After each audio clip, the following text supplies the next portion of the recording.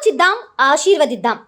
ఉమ్మడి నల్గొండ, ఖమ్మం, వరంగల్ పట్టభద్రుల ప్రశ్నించే గొంతు తీన్మార్ మల్లన్నకు మొదటి ప్రాధాన్యత ఓటు వేసి గెలిపిద్దాం. అమ్మా ఇదే పినపాక కాన్స్టిట్యున్సీలో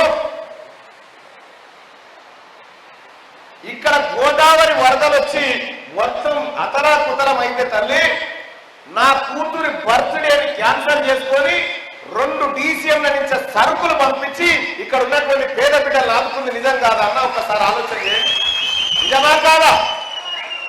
నా కూతురు బర్త్డేని క్యాన్సల్ చేసుకొని దాదాపు 8-9 లక్షలు ఖర్చు పెట్టి 2 DCMల నిండా ఈ పేద బిడ్డల కోసం ఆహార వస్త్రాలు అన్ని పంపించిన తీన్మార్ మల్లన్న ఓడిపో అన్నట.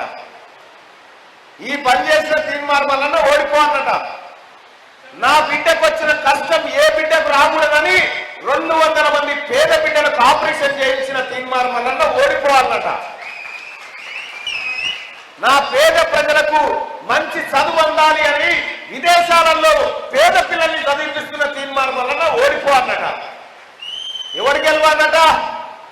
ఎవరు గెలవాలంటే భూ కబ్జాలు చేసినటువంటి కేటీ రామారావు మనిషి గెలవాలన్నట. బ్రోకరిజం చేసేటువంటి కల్వకుంట్ల తారక రామారావు అభ్యర్థులు గెలవాలన్నట.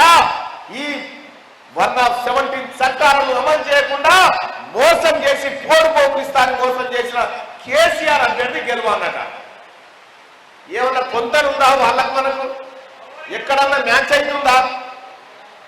ఎక్కడన్నా మ్యాచ్ అవుతుందా? ఆలోచిద్దాం, ఆశీర్వదిద్దాం.